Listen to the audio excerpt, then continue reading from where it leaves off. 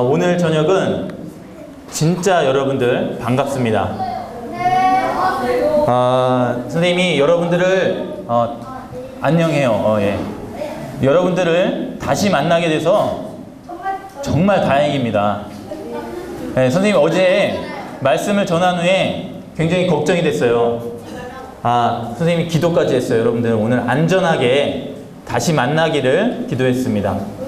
왜냐하면 어제까지 듣고서 오늘 듣지 못한다면 여러분들은 하나님 나라에 갈 수 없기 때문이죠. 네, 오늘 여러분들 안전하게 건강하게 아무도 다치지 않고, 혹시 누가 배탈이 나서 병원 가는 친구 있었어요? 있었어요? 돌아왔나요? 우리 그 친구 너무 안타까워요. 그 친구 말고 또 다른 친구 없어요? 예, 대부분의 친구들이 오늘 이렇게 선생님 말씀을 선생님이 전하는 하나님 말씀을 들을 수 있는 기회가 있어서 정말 다행인 것 같습니다. 이렇게 하루를 지내는 것도 정말 다행이고 만나서 정말 기쁜데, 다음 캠프에 난 구원받아야지 하고 이런 마음 먹고 있는 사람 있어요? 너무나도 그 시간이 너무 길어요. 여러분들 다음 캠프까지 기다리지 말고 오늘 꼭 여러분들 구원받고 하나님 나라의 백성이 되기를 바랍니다. 여러분들 그럴 준비가 되어 있나요? 네, 그런 마음으로 나 오늘 반드시 우리 하나님과 함께 살아가겠다 라는 마음을 가지고 돌아갈 수 있기를 정말 진심으로 원하겠습니다. 다시 한번 하나님 앞에 그런 마음을 간절히 담아서 짧게 기도할게요. 같이 할 수 있겠죠? 네, 기도하겠습니다. 하나님, 우리 친구들이 이제 캠프 셋째 날입니다. 이 시간 정말 어떻게 하면 구원을 받을 수 있겠습니까? 라는 마음으로, 저희들을 구원해 주세요 라는 마음으로 하나님 말씀을 집중해서 들을 수 있도록 도와주세요.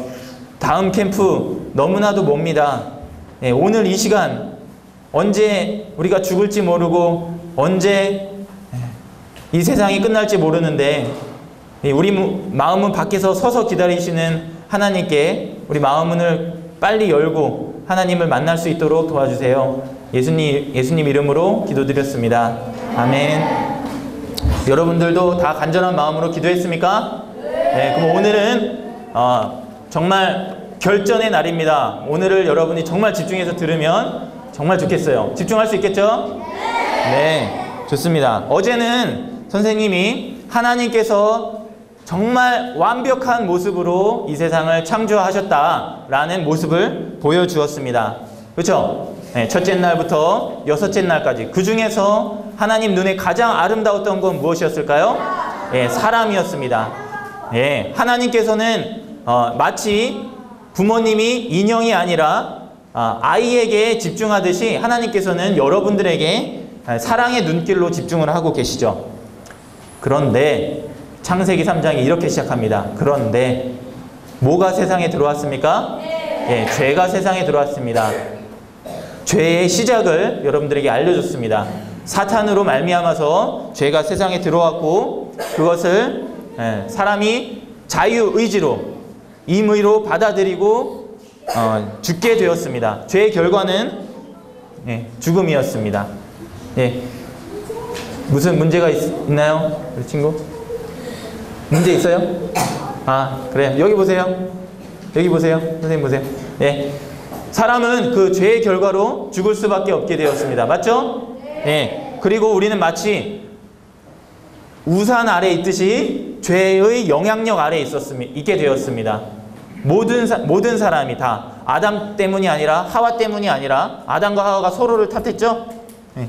서로를 탓하는 게 아니라 모든 사람이 자신의 잘못으로 인해서 죄 가운데서 죄의 열매들을 맺으면서 살아오게 되었습니다. 그 중에서 가장 큰 죄는 무엇보다도 하나님을 모르고 나를 정말 사랑하시는, 정말 이 찬양을 우리 같이 불렀는데 God is so good, 하나님은 정말 좋으신데 그 좋으신 하나님을 내 마음에 두지 않고 하나님 없이 살아갔던 나의 모습이 하나님 보시기에 부모를 거역한 것 이상으로 정말 안타까운 죄였습니다. 여러분들이 이제 하나님의 자녀로, 하나님의 신랑과 하나님의 신부로 하나님과 함께 사는 그런 여러분들이 되었으면 좋겠어요. 그래서 오늘은 제목을 한번 다 같이 읽어볼까요? 시작! 하나님의 의. 네, 하나님의 의. 하나님의 의로우심. 네, 하나님은 우리를 위해서 대책을 마련하셨습니다. 여러분들은 죄인이기 때문에 여러분들의 죄를 없이 하시기 위한 하나님만의 대책이 있었습니다. 네, 하나님의 대책이니까 완벽한 대책이겠죠? 한번 보겠습니다. 네, 어떤 사진이 나오죠? 어이? 어떻게 알았어? 프로포즈. 예. 우리 여학생들 저기 이런 미래를 꿈꾸고 있지 않나요? 네, 멋진 훈남이 찾아와서 이 장미꽃을 이렇게 무릎을 꿇으면서 장미꽃 필요 없어요? 반지 가져오라고요? 반지 갖다가 이렇게 갖다 바치면서 나와 결혼해 줄래? 라고 청혼하는 거죠. 청혼. 프로포즈입니다. 벌써 여자친구들 방금 전까지 별로 이렇게 좀 눈이 이렇게 좀 침침했었는데 말똥말똥해졌습니다. 반면에 남자친구들은 어떻게 저 코 파는 친구들도 보이고. 네. 우리 사랑의 그 대상에게 그러면 청혼을 하게 되죠. 프로포즈죠. 나와 평생을 함께 살아주세요. 이렇게 청혼을 하게 됩니다. 그런데 놀라운 것은요, 하나님께서 우리들에게 이런 청혼을 하고 계시다는 사실입니다. 볼지어다 내가 문 밖에 서서 두드리노니 누구든지 내 음성을 듣고 문을 열면 내가 그에게로 들어가 그와 더불어 먹고 그는 나와 더불어 먹으리라. 요한계시록 3장 20절 말씀에 나와 있습니다. 여기서 말하는 문은 무엇이냐면 여러분들의 마음문입니다. 여러분들의 마음문을 열고 하나님이 들어가시도록 하는 것이 하나님의 청혼을 받아들이는 길입니다. 하나님께서는 여러분에게 나와 함께 살자라고 청혼하고 계시는데요. 어제 선생님이 어떤 이야기를 했냐면 우리가 하나님께 어떻게 해야 된다고 그랬어요? 우리가 하나님께 살려달라고 말해야 된다고 그랬죠? 우리가 물에 빠진 사람이 살려달라고 하는 것처럼 이 죄에 빠진 우리가 어떻게 해야 됩니까? 살려주세요. 구원하여 주세요, 하나님. 이렇게 간절하게 부르짖어야 되는데 하나님께 오히려 매달려야 되는데 이거 웬걸? 누가 매달리고 있어요? 하나님께서 여러분 마음문 밖에 서서 문을 열기를 기다리고 계십니다. 여러분 너무나도 놀라운 하나님의 사랑을 생각할 수 있지 않을까요? 모든 것을 베풀어 주시는 사랑이신 하나님께서 그 하나님을 떠난 거역한 여러분들을 오늘도 끝까지 야 누구누구야 나와 함께 살자. 우태가 나와 함께 살자. 너의 모든 죄악은 내가 해결했어.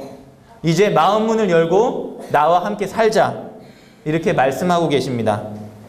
여러분들은 이 하나님의 청혼에 어떻게 응답하실 것이죠? 네, 지금부터 그러면 여러분의 대답을 듣기 전에 하나님께서 우리들의 죄를 어떻게 없이 하셨는지 하나님의 의, 하나님의 대책이 무엇인지를 설명하도록 하겠습니다. 하나님께로 우리가 가지 못하는 이유가 있는데 그것은 바로 우리의 죄 때문이죠. 자, 어떻게 이 해결을 할 수가 있을까요? 그 방법을 지금부터 여러분들에게 하나님 말씀을 통해서 안내하겠습니다. 잘 집중해서 들어주시기 바랍니다. 또다시 뜬금없는 사진이 나왔습니다.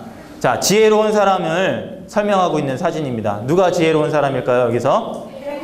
개가 사람이에요? 네, 할머니 왜요? 우리 친구 D 친구. 그 할머니가 먼저 그 아저씨한테 먼저 그 양보를 했고 양보를 했어요. 네. 예, 뭐라고요? 배려. 아, 배려를 했기 때문에 이렇게 옆구리를 이렇게 양보를 해주는 모습인가요? 네, 좋습니다. 예. 아, 이거 참, 예, 아주 훌륭한 얘기를 했습니다. 네, 선생님은 이 사진을 보고, 야, 여기서 가장 지혜로운 인물은, 정답 맞췄어요. 우리 D 친구. D 친구예요. 모자에 D. 우리 D 친구는 정답을 맞췄어요. 가장 지혜로운 사람은 여기서 이 할머니가 가장 지혜로운 사람 같아요. 왜냐하면 할머니는 양손에 자기 노후 대책을 다 마련해 놓고 있었습니다. 왼쪽 손에는 이 할아버지를 딱 껴안으면서, 예, 평생토록 이 할아버지를 의지해서 함께 살면 행복하잖아요. 그렇죠? 할아버지가 벌어놓은 돈, 할아버지가 만들어놓은 멋진 집, 이 안에서 행복함을 누리면서 이 할머니는 살 수가 있어요. 하지만 이 할아버지가 돌아가시면 이 강아지와 또 행복하게 여생을 사시겠죠. 네, 대책을 잘 마련해 두고 계시죠? 네, 마찬가지로 여러분들도 지혜로운 사람이 되려면 어떻게 해야 될까요? 대책을 마련해요. 대책이 있어야 돼요. 그렇죠? 하나님께서는 너무나도 완벽하고 지혜로우셔서 여러분들을 향한, 여러분들의 죄를 향한 대책을 정말 세심하게 마련해 두고 계셨습니다. 그 대책에 여러분들도 같은 하나님과 같은 마음으로 대책을 의지해서 받아들여야 되겠죠. 자, 여기서 오늘의 제목이 나옵니다. 다 같이 한번 읽어보도록 하겠습니다. 시작. 이제는 율법 외에 하나님의 한 의가 나타났으니 율법과 선지자들에게 증거를 받은 것이라. 곧 예수 그리스도를 믿음으로 말미암아 모든 믿는 자에게 미치는 하나님의 의니 차별이 없느니라. 로마서 3장 20절 21절 말씀입니다. 예, 여기에서 하나님의 무엇이 나타났습니까? 한 의가 나타났습니다. 자, 이것은 율법 외에, 율법 대신에 하나님께서 주신 놀라운 대책이었습니다. 예, 율법은요, 어떤 일을 하냐면요, 율법은 이 제물을 통해서 죄악을 속하라고 이야기를 하고 있습니다. 레위기에 보면은 너희 생명을 위해서 어떤 피를 뿌려서 속죄하게 하였다라고 말씀하고 계세요. 이 피가 이 죄를 속한다고 말씀을 하고 계십니다. 그래서 어떤 생명이 제물이 대신해서 드려져서 나의 죄를 대신 없애주는, 죄의 짐을 대신 죄의 값을 치르는 것이 율법의 법칙이었습니다. 그런데 이 율법은요, 한계가 있었어요. 이 죄를 매일 짓기 때문에 매일 어떤 그 제물이, 동물을 이 제사로 드려져야 했습니다. 제사를 드려야 했어요. 그래서 율법으로는 매일 정말 그 내가 짓는 죄들을 매일매일, 네. 네네. 네, 한꺼번에 물론 짓기도 하지만 여러 제사가 있었어요. 그렇지만 그 매일매일 그 나의 죄에 대해서도 제사를 드려줘야 됐어요. 그 한꺼번에라는 방법이 안 통했어요. 그 각각의 죄에 대해서 각각의 제물들이 드려져야 됐어요. 그게 율법이었습니다. 그런데 이 율법으로는 한계가 있기 때문에 이건 정말 해결이 안 되는 방법이었습니다. 그래서 하나님께서는 율법 말고 무엇을 대책으로 제시하셨냐면 하나님의 한 의가 나타났습니다. 자, 이 하나님의 한 의가 뭐냐면 곧 예수 그리스도를 믿음으로 말미암아 모든 믿는 자에게 미치는 하나님의 의였습니다. 네, 성경은 하나님의 의를 우리에게 소개하고 있어요. 하나님의 의는 우리가 어제 선생님이 어떤 도표를 통해서 알려줬지만 의는 오직 누구에게만 있습니까? 하나님께만 있습니다. 아무리 선하고 도덕적인 사람도 도덕적인 사람이라고 하지 의로운 사람이라고 할 수가 없어요. 왜냐하면 의는 하나님께만 속해 있기 때문이죠. 의는 완벽하게 거룩하다는 말이에요. 흠이 하나도 없고 완전히 깨끗한 모습을 이야기합니다. 마치 하나님께서 세상을 창조하셨을 때 이 세상의 모습과도 같은 것이죠. 하나님께서 심히 좋았더라라고 말씀하셨고 그 세상의 모습이 완벽하게 의로웠습니다. 이 하나님께서 제시하신 이 대책은요, 굉장히 완벽하고 놀라운 대책이었어요. 하나님의 의는 하나님의 대책이었습니다. 자, 하나님의 의가 어렵다면 여러분들 하나님의 대책이라고 이해하면 좋겠습니다. 이 하나님의 대책은 바로 다름 아닌 누구라고요? 아들 예수님이셨습니다. 자, 구약에서는 이렇게 제물이 드려졌습니다. 어떤 사람이 죄를 지면 이렇게 제물을 가져와서 이 사람이 지어야 할 죄의 값을 이 제물에게 올리고 이것을 이 제물의 생명을 드림으로 죄를 속하게 하였습니다. 이것은 충분하지 않은 그런 해결 방법이었지만 이제 율법 외에 하나님의 의가 나타났는데 이 방법은 매우 완벽한 하나님의 방법이었습니다. 바로 예수 그리스도였어요. 자, 이 말씀을 한번 읽어보겠습니다. 이튿날 요한이 예수께서 자기에게 나아오심을 보고 이르되 보라, 세상 죄를 지고 가는 하나님의 어린 양이로다. 요한이 누구를 바라보고 말하고 있습니까? 예수님을 바라보고 말하고 있습니다. 예수께서 자기에게 나아오심을 보고 이르되 보라. 여러분들 보셔야 됩니다. 이제 이 아이가 어떻게 하고 있어요? 눈을 가리고 있어요. 볼 수가 없죠, 그렇죠? 여러분들은 세례 요한이 말했던 것처럼 이 요한이 예수님께 대해서 말했던 것처럼 보라, 보라. 여러분들 똑똑히 여러분들의 눈을 뜨고 봐야 됩니다. 예수님을 바라봐야 돼요.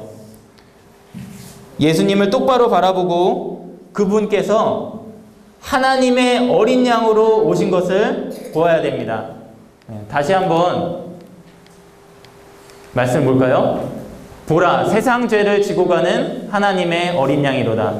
세상 죄를, 아까 양이 나왔었죠, 그렇죠? 양에게 그 내가 지었던 죄의 짐을, 죄의 값을 옮겨놨듯이 세상 사람 모든 사람의 죄를, 우리 여러분들과 나의 모든 죄를 지고 가실 하나님의 어린 양으로 예수님께서 오셨습니다. 하나님의 방법이었어요. 여러분들 그래서 예수님을 눈을 가리지 말고 똑똑히 두 눈으로 보셔야 됩니다. 그런데 놀라운 것은 여러분들은 눈을 뜨고 보아야 되지만 하나님께서는 눈을 감으셨어요. 이 아이처럼. 하나님은 보지 않으셨습니다. 여러분들은 누구를 봐야 된다고요? 보라, 세상 죄를 지고 가는 하나님의 어린 양. 누구죠? 예수님, 예수 그리스도. 예수님을 똑똑히 여러분들 바라봐야 됩니다. 지금 오늘. 하지만 놀라운 사실은 하나님께서는 눈을 가리셨어요. 무엇에 대해서 눈을 가리셨냐면 여러분들 죄에 대해서 눈을 가리셨습니다. 이 예수를 하나님이 그의 피로써 믿음으로 말미암는 화목 제물로 세우셨으니 이는 하나님께서 길이 참으시는 중에 전에 지은 죄를 간과하심으로 자기의 의로우심을 나타내려 하심이니 곧 이때에 자기의 의로우심을 나타내사 자기도 의로우시며 또한 예수 믿는 자를 의롭다 하려 하심이라. 여기에 보면 간과하심이라는 표현이 나오죠. 이 간과하심은 다름 아닌 일부러 눈을 가린 것과 마찬가지입니다. 간과하심은 이 의도적으로 없는 것처럼 보는 것을 의미해요. 일부러 안 보신다는 거예요. 무엇을? 여러분들의 죄를 일부러 보지 않으십니다. 하나님께서는 길이 참으시는 중에 전에 지은 죄를 간과하셨습니다. 일부러 보지 않으셨어요. 여러분들의 죄를 보지 않기 때문에 여러분들은 어떤 상태로 보시냐면 여러분들을 의로운 상태, 거룩한 상태로 보시는 것입니다. 그런데 그런 역할을 하는 것은 누구로 말미암아서 있었냐면 하나님이 그의 피로써, 이 예수님의 피로써 믿음으로 말미암는 화목제물, 대속의 제물, 어린 양 되신 예수님을 통해서 우리를 의롭다고 하셨습니다. 또한 예수 믿는 자를 의롭다 하려 하심이라. 우리들이 죄가 없어서가 아니라 죄를 보시지 않는 하나님의 의도적인 태도를 우리는 의도적인 판단을 간과하심이라고 할 수가 있어요. 그러므로 하나님의 눈에 우리는 의롭게 되었습니다. 하나님의 눈에 우리는 어떻게 되었다고요? 의롭게 되었다고요. 맨 처음에 하나님께서 세상을 창조하시고 하나님이 보시기에 어떠셨다고 했어요? 심히 좋았더라. 하나님의 눈에 하나님이 보시기에 심히 좋았던 상태, 그게 하나님이 창조하신 완벽한 세상의 모습이었는데, 여러분들을 향해서도 똑같이 어떻게 보세요? 하나님의 눈에 의롭게 보시는 거예요. 여러분들을 깨끗하게 완벽하게 보시는 거예요. 아들 예수 그리스도를 그 대속제물로 드림으로 통해서 여러분들이 최초의 상태로 돌아가는 것입니다. 하나님 아버지와 함께하는 그 상태로 다시 관계가 회복이 되는 것입니다. 아들 예수님께서 이 땅에 오셔서 여러분들의 죄를 위해서 모진 고초를 당하셨습니다. 예수님께서는 하나님의 어린 양으로 오셨습니다. 여러분들을 대신해서 세상 사람들의 모든 죄를 지고 가셨습니다. 하나님의 아들, 그 완전하신 하나님의 아들이시기 때문에, 모든 능력의 하나님이시기 때문에 세상 사람 모든 죄를 지고 가실 수 있는 충분한 능력의 아들 예수님이셨어요. 이렇게 모진 고초를 당하시고 십자가를 지셨습니다.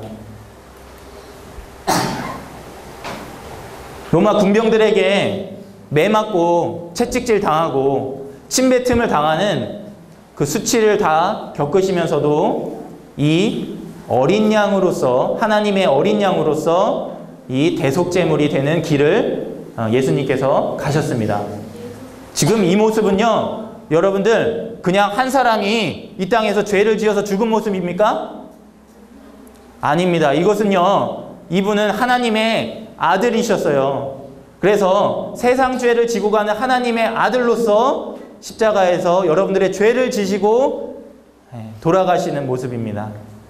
그냥 단순히 그냥 어느 사람이 죽은 것이 아니라 하나님의 대속제물, 하나님의 한 의, 하나님의 대책으로 오셔서 죽으시는 모습이에요. 십자가를 지시고 마침내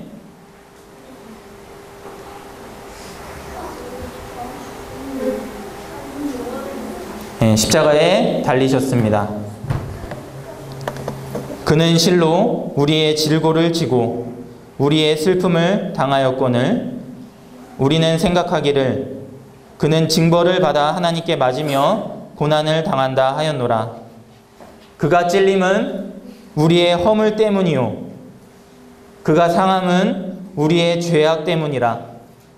그가 징계를 받음으로 우리가 평화를 누리고 그가 채찍에 맞음으로 우리는 나음을 얻었도다, 받았도다. 우리는 다 양 같아서 그릇 행하여 각기 제 길로 갔거늘 여호와께서는 우리 모두의 죄악을 그에게 담당시키셨도다.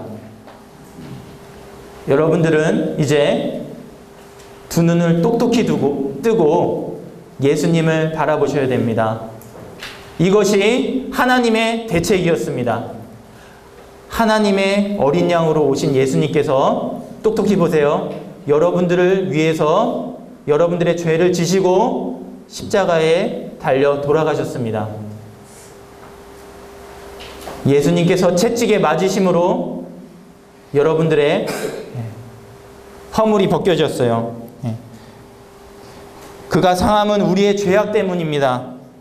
예수님께서 징계를 받음으로 우리가 대신해서 평화를 누렸습니다. 예수님께서 죽으심으로 우리가 이제 하나님 앞에서 의로운 자로 살 수 있게 되었습니다. 너무나도 반대예요.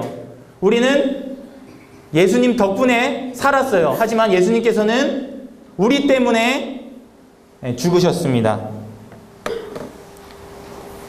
우리를 위해서 눈 감으시고 하나님께 버림을 받으신 예수님. 나 때문에 나를 살리려고 십자가에 매달려 돌아가신 예수님을 통해서 우리는 하나님의 사랑을 생각할 수 있습니다. 그 후에 예수께서 모든 일이 이미 이루어진 줄 아시고 성경을 응하게 하려 하사 이르시되 내가 목마르다 하시니 거기 신포도주가 가득히 담긴 그릇이 있는지라. 사람들이 신포도주를 적신 해면을 우슬초에 매어 예수의 입에 대니 예수께서 신포도주를 받으신 후에 이르시되 다 이루었다 하시고 머리를 숙이니 영혼이 떠나가시니라. 예수님께서 십자가에 달려 돌아가시기 직전 마지막으로 이렇게 말씀하셨어요. 다 이루었다. 예수님의 역할을 다 이루신 것입니다. 예수님의 역할은 무엇입니까? 세상 죄를 지고 가는 하나님의 어린 양, 대신 죄를 속하는, 세상 죄를 대신해서 속하는 대속 제물로서 역할을 다 하시고 마지막에 다 이루었다, 나의 역할을 다 이루었다 하시고 십자가에서 돌아가신 것입니다. 오직 예수님만이 우리의 죄를 대신 지실 수 있는 능력이 있으시고 예수님만이 하실 수 있는 일입니다. 사람들은 모두 각자 자기의 죄로 죽습니다. 다른 사람을 살릴 수가 없는 것이 사람의 능력입니다. 하지만 여러분들, 하나님은 그렇지 않아요. 하나님의 아들 예수 그리스도는 세상 죄를 지고 가실 수 있는 분입니다. 그분께서, 창조주께서, 사랑의 주께서, 이 거룩한 주님께서, 우리의 선한 주인이신 이 주님께서 여러분들을 대신해서 죽으셨어요. 생명을 창조하신 생명의 주께서 죽으셨단 말이에요. 생명의 주가 죽으셨어요. 생명의 주님께서 온전하게 그분은 생명이신데 죽으셨어요. 너무나도 슬퍼요, 선생님은. 나 때문에 예수님께서 돌아가셨습니다. 마음이 굉장히 무겁네요. 예수님께서 내 죄 때문에 나를 살리시려고 돌아가셨어요. 생명의 주께서, 사랑이신 하나님께서 그 아들 예수님을 보내서 나 대신에 이 십자가에서 죽게 하셨습니다. 그런데요, 여러분, 예수님이 다시 살아나셨어요. 그쵸? 참 다행이네요. 그쵸? 예수님이 그냥 돌아가셨다면 선생님 마음이 너무 무거워요. 여러분 마음 무겁지 않나요? 나 때문에 누군가, 나를 사랑하신 그분께서 죽으셨는데, 물론 너무 감사한데 예수님께서 그냥 죽으셨다면 너무 마음이 무거울 거예요. 근데 너무 기쁘게 예수님께서 다시 살아나셨어요. 예수는 우리의 범죄한 것 때문에 죽음의 내줌이 되셨지만 또한 우리를 의롭다 하시기 위해서 살아나셨습니다. 성경 말씀에 어떻게 써 있어요? 예수님께서 살아나셨다고요, 여러분. 기뻐하세요. 기뻐요. 그쵸? 예수님께서 다시 살아나셨어요. 죽으셨으면 너무 슬플 것 같아요. 정말 다행이에요. 선생님 마음의 짐을 좀 덜게 되었어요. 정말 감사해요. 이제 내가 믿고 따를 수 있는, 의지할 분이 살아계셔요. 나의 참 소망이 되시는 거예요, 예수님께서. 예수님은 십자가에 달린 지 3일 만에 다시 살아나셨습니다. 예수님께서 부활하셨기 때문에 우리는 예수님을 믿고 의지할 수 있어요. 예수님은 우리를 대신해서 죽은 대속 제물, 하나님의 어린 양이 되셨을 뿐만 아니라 다시 살아나셔서, 야, 얘들아, 내가 다시 살았어. 야, 너네 나 믿고 따라오면 돼. 우리를 의롭다 하시는 우리의 증거가 되셨어요. 내가 지금 예수님께서 지금도 여러분들에게 말씀하십니다. 내가 너의 죄를 대신 짊어지고 가지 않았냐? 그런 내가 여기 살아있지 않냐? 지금 네 마음문 밖에서 내가 두드리고 있다. 이제 아무것도 걱정하지 말고 마음문 열고 나랑 살자꾸나. 네, 이렇게 말씀하시고 계시는 거예요. 지금도 여러분 마음문 밖에서 여러분들이 예수님 모르고 거역하고 사는데 불구하고 야, 내가 널 위해서 너 죄짐을 다 갚아줬어. 네 죄값을 다 갚아줬어. 이제 나랑 살면 돼. 나 이제 살았어. 네 앞에 지금 마음문 밖에서 두드리고 계시는 거예요. 이런 좋으신 예수님과 함께 사는 것이 구원받는 것입니다. 예, 지금까지 선생님이 하나님의 대책, 하나님의 의에 대해서 알려주었습니다. 이거 여러분들 다 알고 있는 사실이죠. 근데 어쩌면 이것을 여러분들이 그냥 알고 있기 때문에 구원받지 못한 것일 수도 있어요. 이제 진짜 진정으로 구원 얻는 그 마지막 키를 여러분들에게 안내하겠습니다. 이것은 여러분들이 구원받느냐 구원받지 않느냐예요. 여러분들 마음문을 여는 키를 알려주겠습니다. 마음문은 내가 이것을 안다고 열리지 않아요. 그럼 예수님 돌아가셨어. 이걸 안다고 이 마음문이 열리진 않아요. 마음문을 여는 키가 따로 있어요. 아무리 힘센 사람도 굳게 닫힌 철문을 뭐 머리로 박치기 하든 발차기를 하든 열 수 있어요? 없어요. 뭐만 있으면 키만 있으면 아주 조그만 힘을 주고도 딸깍 하고 문을 열 수가 있죠. 이 키를 설명해 줄 거예요. 키. 이제 내가 그냥 지금까지 계속 문을 나 예수님 알아 하고서 막 계속 문을 열려고 했는데 안 열려요. 그렇죠? 여러분들 아는데 안 열렸잖아요. 그렇죠? 확신이 안 됐잖아요. 불안했잖아요. 믿는다고 했는데 불안했어요. 믿는 것이 아니에요. 그것은 그냥 아는 것이에요.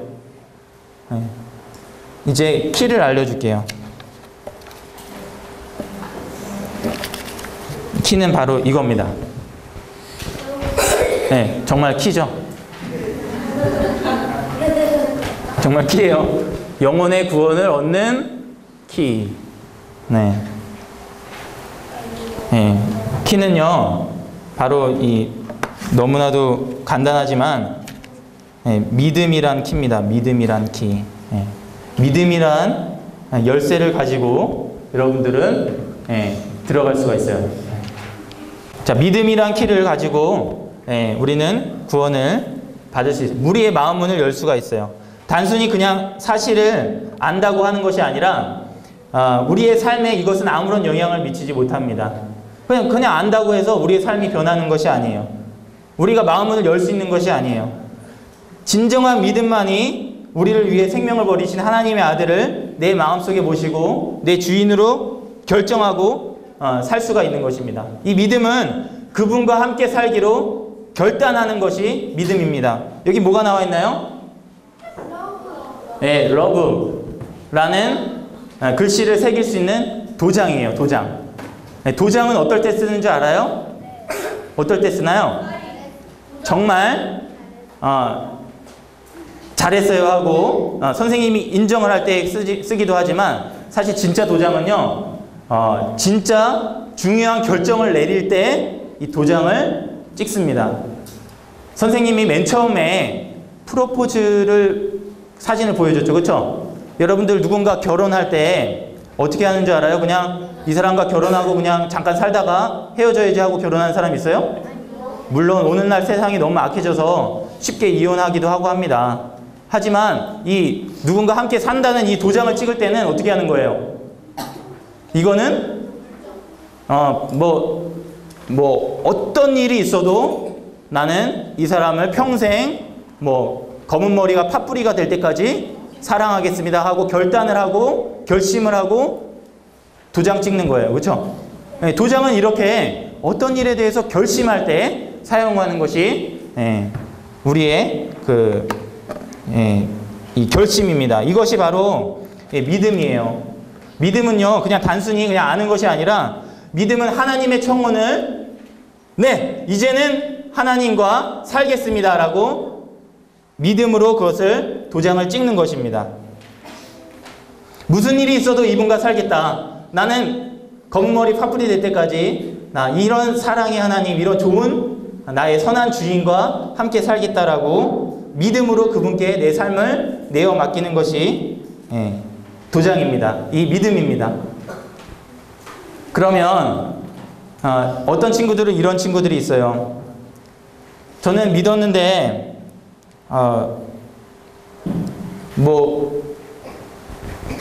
저는 믿긴 믿었는데 제 믿음에 대해서 확신하지 않아요. 확실하지 않아요. 그때 감정은 내가 그때 막 분명히 몇 년 전에 캠프에서 정말 눈물 흘리고 정말 구원받은 것 같아요. 나 그때 정말 기쁘고 그때 정말 감사했어요. 예, 여러분, 이 도장을 찍을 때는 아무 때나 도장을 찍는 게 아니죠. 그렇죠? 믿음은요, 여러분들 그냥 나의 감정이나 나의 흔들릴 만한 것에 의지해서는 절대 안 되는 거예요. 믿음은 무엇에 의지해야 되냐면 오직 하나님 말씀에 의지해서 결단을 내리는 믿음이 필요한 거예요. 내 생각과 내 감정은 수시로 변하고요. 내가 눈물을 흘렸다는 어떤 경험 자체가 중요한 것이 아니에요. 이것은 성경처럼 변함없는 사실이기 때문에 이것은 확실한 것입니다. 성경이 변하지 않는 하나님의 말씀을 여러분들 인정하죠? 예, 성경이 완전 무결한 하나님의 말씀임을 믿듯이 그 완전 무결한 하나님의 말씀을 믿음 안에서 결단하는 것이 여러분들의 구원을 위한 믿음이 되겠습니다. 이 성경 말씀으로 믿을 수가 있어요. 자, 그러면 요한복음 3장 16절을 같이 한번 읽어보겠습니다. 여러분들 다 알고 있는 말씀이죠? 네, 다 같이 읽어볼게요. 준비 시작. 하나님이 세상을 이처럼 사랑하사 독생자를 주셨으니 이는 그를 믿는 자마다 멸망치 않고 영생을 얻게 하려 하심이라. 요한복음 3장 16절. 자, 여러분들이 알고 있는 이 하나님의 말씀입니다. 이것은 여러분들 변하는 말씀입니까? 하나님께서 어떻게 지키셨는지 여러분들 들었죠? 그렇죠? 하나님의 완벽하심으로 보존하신 완전 무결한 하나님의 말씀입니다. 하나님께서 이렇게 말씀하십니다. 잘 들어보세요, 여러분들. 하나님이 세상을 이처럼 사랑하셨습니다. 하나님은 사랑이시죠. 독생자를 주셨으니 이는 그를 믿는 자마다 멸망치 않고 영생을 얻게 하려 하심이라. 하나님께서 분명히 말씀하셨습니다. 하나님 말씀에 어떻게 말씀하셨어요? 그를 믿는 자마다 멸망치 않는다고요. 여러분들, 하나님 말씀을 믿음으로 받아들이세요. 이것은 여러분들 마음문을 활짝 여는 결단입니다. 하나님이 이렇게 말씀하셨기 때문에 여러분들 이 말씀을 확실히 정말 도장을 찍듯이 붙잡는 것입니다. 하나님이 세상을 이처럼 사랑하셨어. 나를 위해서 독생자를 주셨고 그를 믿는 자마다 멸망치 않고 영생을 얻게 하려 하셨어. 여러분들 요한복음 3장 16절 말씀에 밑줄 쳐놓으세요. 네, 볼펜이 있는 친구들 밑줄 쳐놓으시길 바랍니다. 나중에 이 말씀을 꼭 찾아서 흔들리지 않는 하나님의 말씀으로 여러분들의 마음에 믿음이 흔들릴 때 하나님의 말씀을 의지해서 확실한 믿음을 굳건히 세우기를 바라요. 요한복음 3장 16절에 여러분들이 할 수 있는 가장 똑바른 밑줄을 한번 쳐보시기 바랍니다.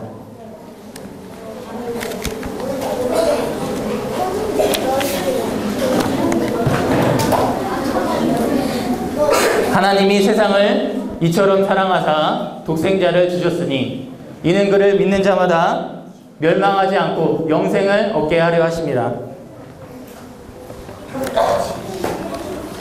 하나님께서 우리를 향해 이루어 놓으신 위대한 일입니다.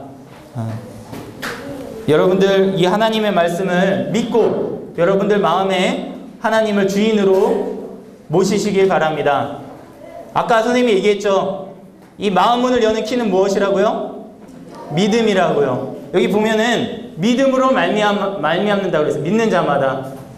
예, 믿는 자마다 멸망치 않고 구원을 얻게 되는 것입니다. 자, 여러분들 요한복음을 폈어요? 예, 1장으로 가보세요. 1장. 예, 요한복음 1장 12절, 13절입니다. 자, 다 같이 읽어볼까요? 시작. 영접하는 자, 곧 그 이름을 믿는 자들에게는 하나님의 자녀가 되는 권세를 주셨으니 이는 혈통으로나 육정으로나 사람의 뜻으로 나지 아니하고 오직 하나님께로부터 난 자들이니라. 요한복음 1장 12절 13절 말씀입니다. 예, 여러분들 이 말씀에도 밑줄을 쳐보세요. 다 같이 밑줄 치면서 한번 선생님이 하나하나씩 읽어보겠습니다. 영접하는 자, 하는 자라는 말이 어려우면 그 뒤에 곧이란 말이 나와 있어요. 곧은 수학적으로 이렇게 는하고 같아요. 그렇죠? 영접하는 자는 어떤 사람이냐면 그 이름을 믿는 자들, 그 이름을 믿는 자입니다. 그 이름을 믿는 자. 예수님의 이름이 어떤 의미가 있냐면 구원하시는 분이라는 이름이 있는 거 알죠? 예수 그리스도는 구원자이십니다. 그 이름을 믿는 자들에게는 하나님의 자녀가 되는 권세를 주셨으니, 여러분들 이 말씀을 정말 살아계신 하나님의 말씀임을 믿습니까? 이 말씀이 여러분들, 이 하나님께서 여러분들을 위해서 대속 제물이 되신 예수님을 주셨고 그 이름을 믿는 자들에게 하나님의 자녀가 되는 권세를 주셨다는 것을 받아들이시길 바랍니다. 그 이름을 믿는 자에게 믿음으로 말미암아서 하나님의 자녀가 되는 것입니다. 하나님의 자녀가 되는 권세를 주셨으니 이는 혈통으로나 육정으로나 사람의 뜻으로 나지 아니하고 오직 하나님께로부터 난 자들이니라. 밑줄 치셨죠? 네. 하나님은 우리를 그분의 자녀로 여기십니다.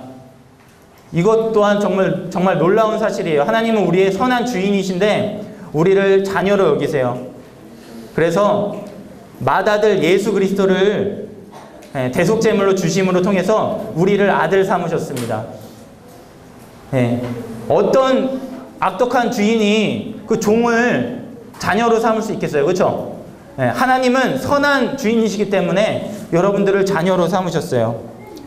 원수를 위해서 아들을 주시고 오히려 그 원수들을 아들로 삼으신 분이 하나님의 사랑입니다.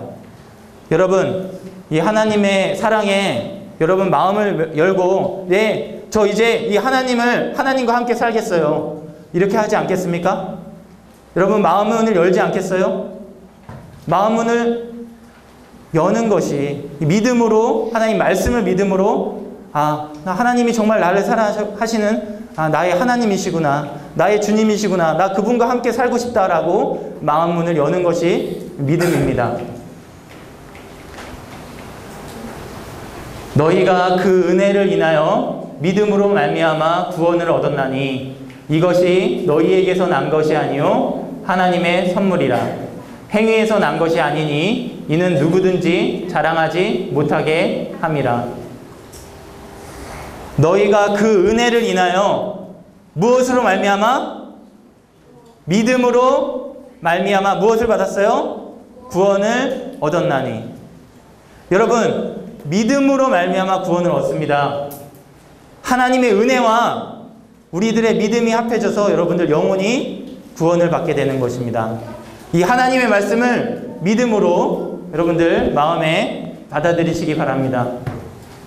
너희가 그 은혜를 인하여 믿음으로 말미암아 구원을 얻었나니 이것이 너희에게서 난 것이 아니요 하나님의 선물이라.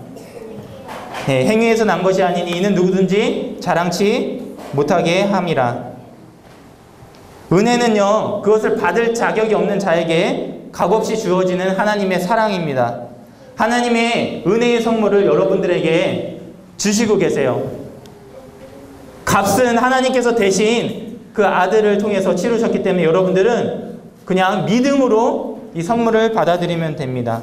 이 믿음은 감사로 받는 것이지, 그 믿음을, 이 선물을 무엇인가 지불해서 구매하는 것이 아니에요. 행위에서 말미암는 것이 아니에요. 믿음을 통해서 여러분들은 구원을 받게 되는 것이죠. 이제 여러분들에게 제일 처음 했던 질문을 하고 싶어요. 하나님의 말씀이 이렇습니다. 믿음으로 이 하나님의 말씀을 믿고 하나님을 내 구주로 믿는다면, 하나님의 아들 예수 그리스도를 주로 믿는다면 여러분들에게 구원의 선물이 주어지는 것입니다. 하나님의 청혼을, 맨 처음에 청혼이 나왔죠. 하나님께서 내가 너랑 살고 싶다. 내가 내 아들 예수 그리스도를 통해서 너의 죄값을 다 지불했으니 너는 나의 선물을 그냥 받으면 돼. 믿음으로 마음 문을 열면 돼. 여러분, 이 하나님의 청혼을 어떻게 하시겠습니까? 하나님의 청혼을 거절하시겠습니까? 아니면 그 청혼에 저는 영원히 하나님과 무슨 일이 있어도 함께 살겠습니다. 나의 선한 주님과 함께 영원히 살겠습니다라고 도장 찍으시겠습니까? 도장 찍으시겠습니까? 절대 변하는 것이 아닙니다. 여러분, 좀 살다 보니까 하나님하고 마음에 안 들어서 헤어질 겁니까? 이것은 영원히 변하지 않는 약속입니다. 여러분들, 그 약속의 기준은 하나님의 말씀을 믿음으로 있어요. 여러분, 이 말씀을 믿고 여러분들 하나님을 여러분들의 주인으로, 여러분들의 주님으로, 내 마음의 구주로 받아들이시겠습니까? 받아들이신 친구들 너무나도 고맙고 너무나도 축하합니다.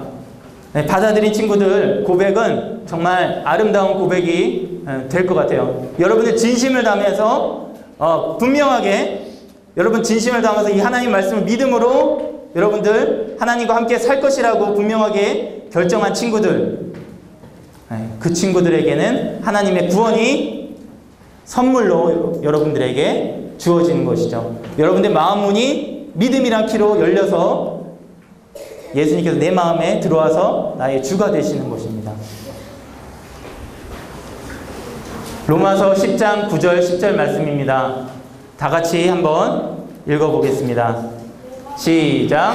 내가 만일 내 입으로 예수를 주로 시인하며 또 하나님께서 그를 죽은 자 가운데서 살리신 것을 내 마음에 믿으면 구원을 받으리라. 사람이 마음으로 믿어 의에 이르고 입으로 시인하여 구원에 이르느니라.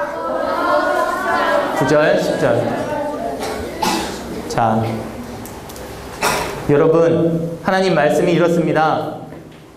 여러분이 만일 여러분 입으로 예수를 주로 시인하며, 주로 고백하는 거예요. 예수님은 나의 주인이십니다. 내 마음 문을 열고 내 마음 문을 여니 예수님 들어오세요. 또 하나님께서 그를 죽은 자 가운데서 살리신 것을 내 마음에 믿으면, 믿음이란 키를 가지고 믿는 것입니다. 그러면 하나님 말씀이 어떻습니까? 구원을 받으리라. 어떻게 해야 된다고요? 구원을 받으리라. 사람이 마음으로 믿어 무엇에 이릅니까? 의에 이르고. 사람이 의에 이를 수 있는 존재였습니까, 여러분? 절대 이르를 수 없는 존재입니다. 그런데 하나님께서 그 대속제물을 통해서 여러분들을 여러분들 죄값을 치르셨어요. 여러분들이 이 사실을 믿으면 여러분들이 어떻게 되는 거예요? 의에 이르게 되는 거예요. 하나님과 함께 사는 최초의 에덴 동산이 되는 것입니다. 하나님 나라가 되는 거예요. 하나님 나라의 백성이 되는 거예요.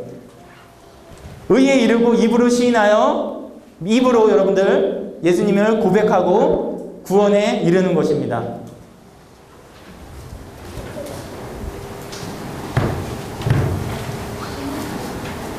여러분들 하나님의 청혼에 여러분들의 마음을 담아서 진심으로 믿음으로 고백을 했다면 여러분들은 의에 이르고 구원에 이르게 되는 것입니다. 이것은 그냥 단순히 그냥 알고 끝나는 것이 아니라 여러분들 믿음을 가지고 도장을 찍듯이 마음에 여러분 인생을 두고 결단하는 것입니다. 여러분 예수님을 주로 고백하고 내가 내 삶의 주인이 아니라 예수님을 주님으로 모시고 이 세상을 살겠습니까? 네, 그렇게 결단한 사람은 이제 네, 여러분들 입으로 하나님께 고백하는 기도를 했으면 좋겠어요. 고백하고 싶은 사람만, 정말 믿음으로 예수님을 믿는 사람만 고백하시기 바랍니다. 그런 사람만 선생님을 따라하면 돼요. 알겠죠? 네. 나는 아직 예수님을 믿지 못하겠다 하는 친구들은 아직 굳이 따라하지 않아도 됩니다. 예수님을 나의 주로 하나님으로 고백하는 사람만 선생님을 따라했으면 좋겠어요. 자, 눈을 감고 선생님을 따라합니다. 예수님은 나의 주, 나의 하나님이십니다. 예수님은 나의 주, 나의 하나님이십니다. 여러분들 마음에 진심으로 고백하시기 바랍니다. 하나님께서 보내신 우리의 죄를 대신 지신 하나님의 어린 양이십니다.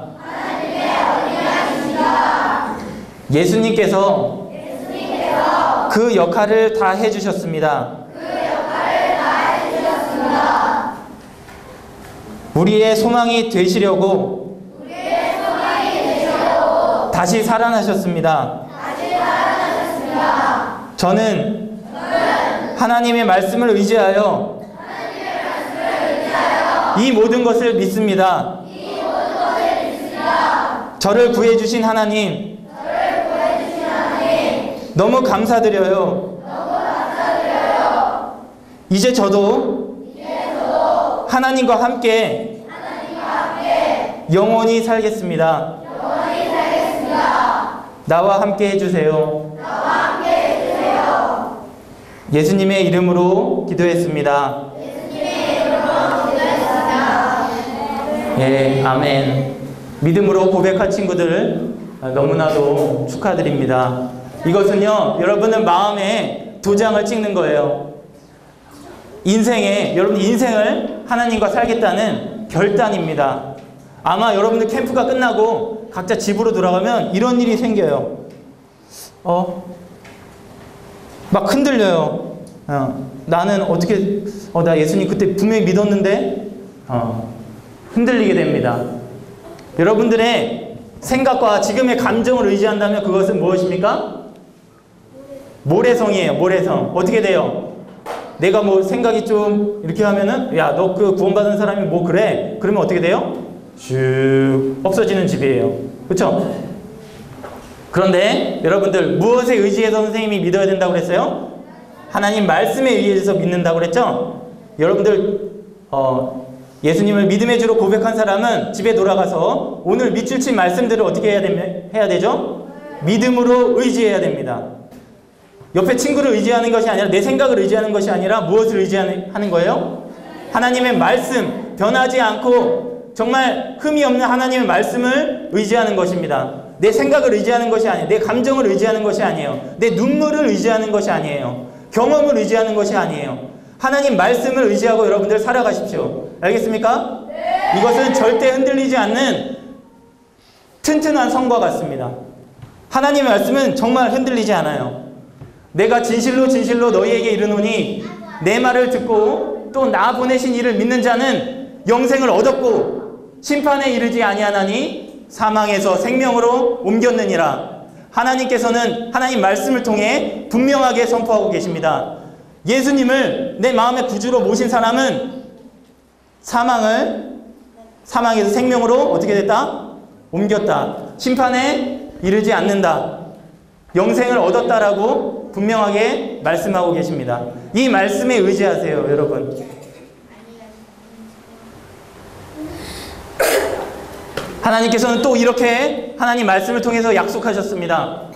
내가 그들에게 영생을 주노니, 누가 영생을 얻습니까?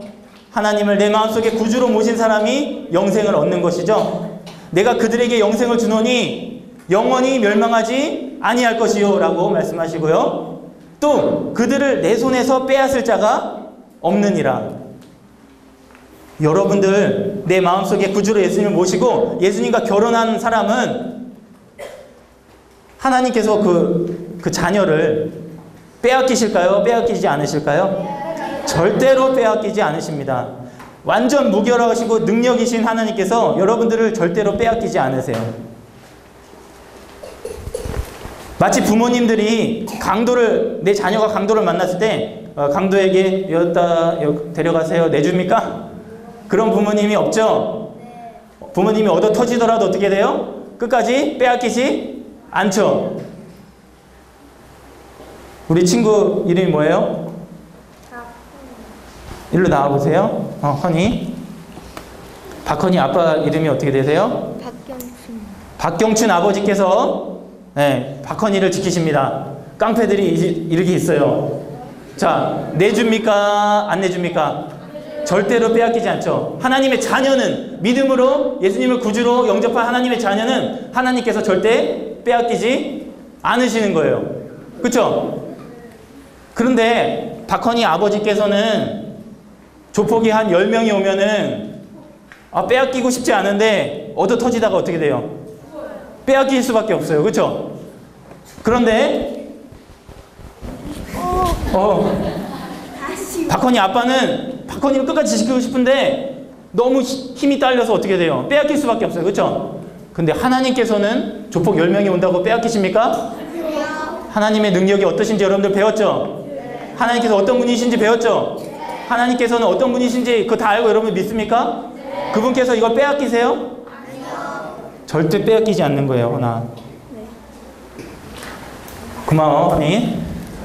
하나님께서는 여러분들을 절대 빼앗기지 않으시니까 여러분들 하나님 말씀을 의지해서 절대 흔들리지 마세요. 여러분들이 정말 예수님을 진심으로 구주로 받아들였다면 누가 뭐라 그래도 어떻게 돼요? 절대 내 믿음은 빼앗기지 않는 것입니다. 하나님의 자녀란 사실은 변하지 않는 것이에요. 그런데 이렇게 될 수가 있어요. 여러분 살다 보니까 이제 캠프 끝나고 집에 돌아갔는데 내 믿음은 절대 변하지 않 하나님이 절대 뺏을 수 없어. 근데 또 살다 보니까 이 친구들랑 싸웠어요. 잘못하게 됐어요. 그러니 또 마음이 어떻게 돼요? 죄책감이 들죠? 그럼 어떻게 해요? 나 하나님의 자녀인데 또 죄졌네? 하나님의 자녀가 아닌가? 이런 생각 드는 거예요. 그쵸? 맞아 막 고개 끄덕이고 있어요. 자, 여러분 이 말씀 보세요. 그가 거룩하게 된 자들을 한 번의 제사로 영원히 온전하게 하셨느니라.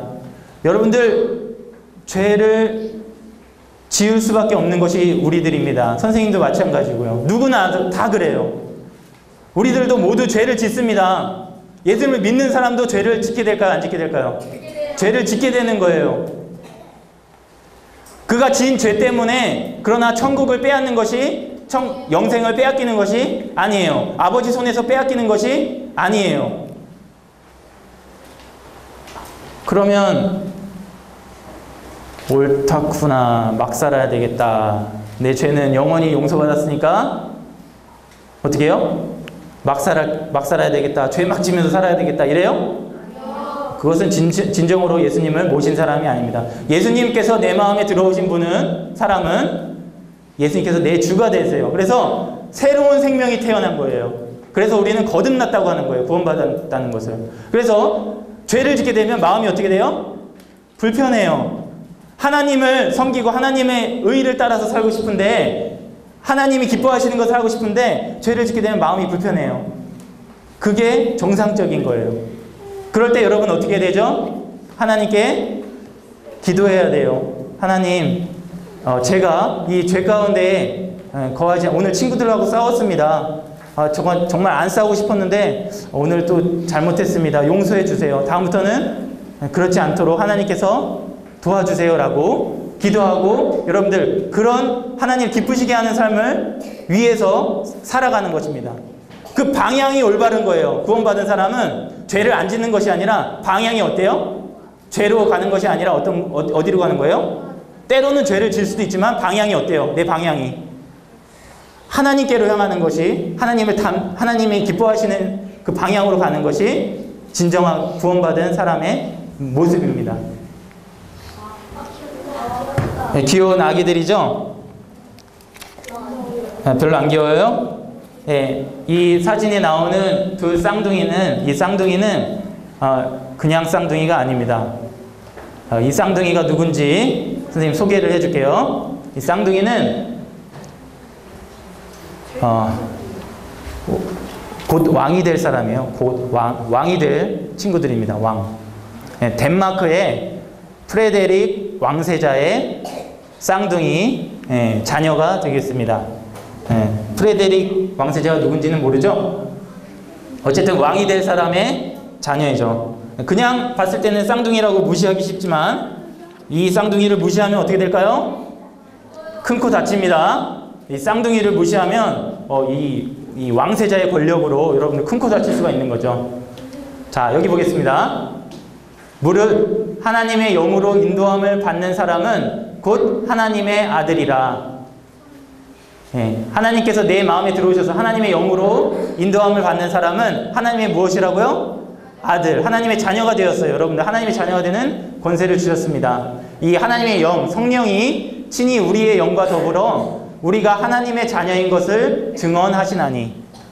여러분들 구원받은 것은요, 천국 가봐야 알까요? 아니에요. 분명하게 하나님께서 말씀하시지만 성령이 친히 우리의 영과 더불어서 우리가 하나님의 자녀인 것을 증거하고 계십니다. 우리 마음속에서. 그래서 여러분들 내가 구원받았는지 안 받았는지는 다 알 수 있어요. 내 마음 진심을 보면. 성령께서 내 마음에서 말씀하세요. 너는 하나님의 자녀야.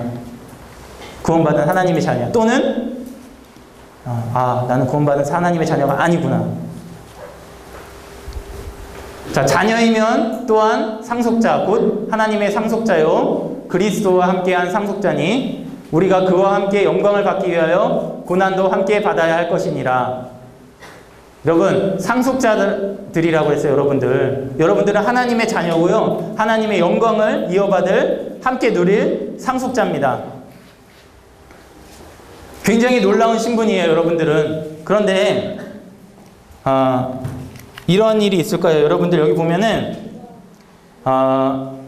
하나님의 자녀가, 그 상속자가 그와 함께 영광을 받기 위하여 고난도 함께 받아야 할 것이라고 하나님께서는 말씀하고 계십니다. 하나님의 영광스러운 축복을 누릴 상속자인데 잠깐 이 세상에서는 어려움에 빠질 수 있어요. 하나님을 믿는 하나님의 상속자들은, 하나님의 자녀들은. 뭐가 어떻게 된다고요? 하나님의 자녀들은 이 세상에서 어려움에 빠질 수가 있어요.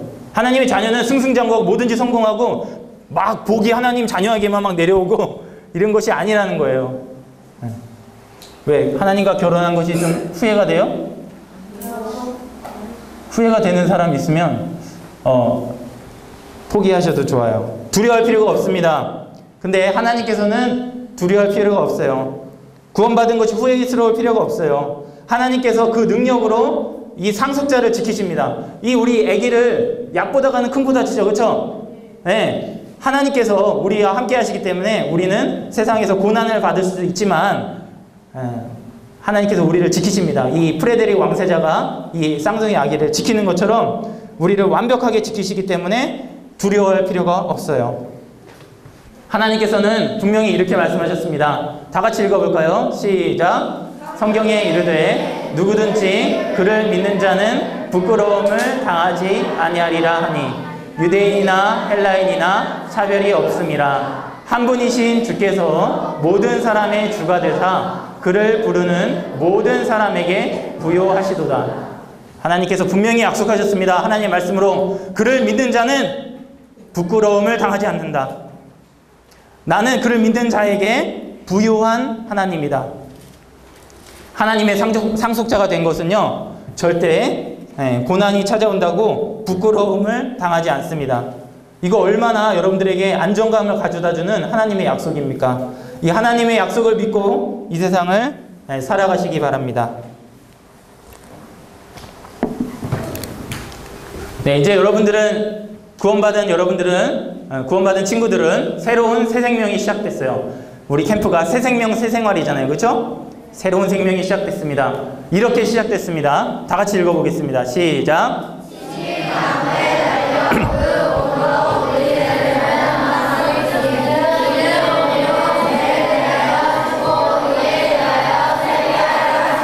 예.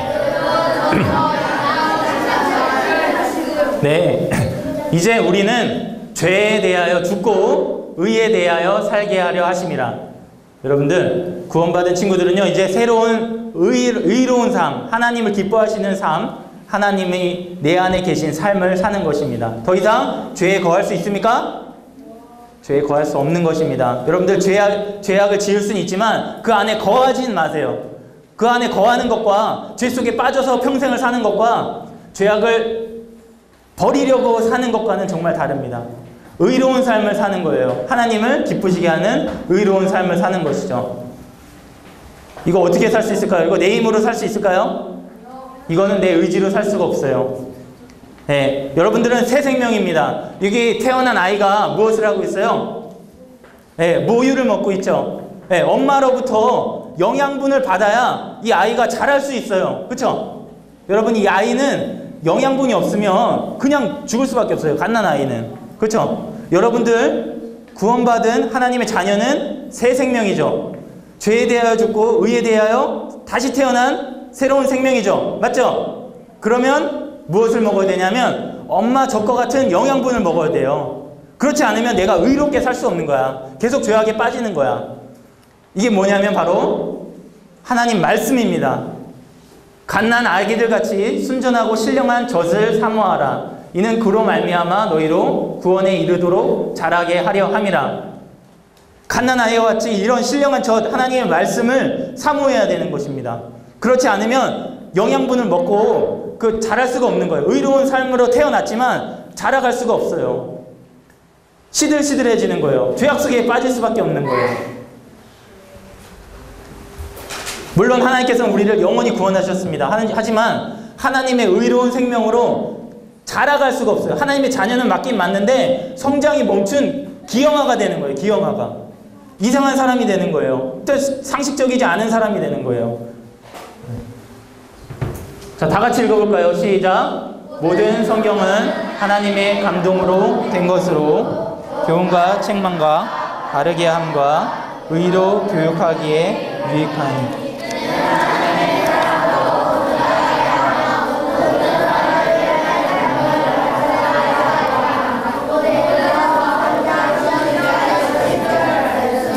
네. 선생님이 방금 얘기했지만 구원받았다고 즉각적으로 완전히 의로운 삶을 살 수 있는 것이 아닙니다. 구원받았다고 친구랑 맨날 싸우던 사람이 안 싸울 수 있겠어요?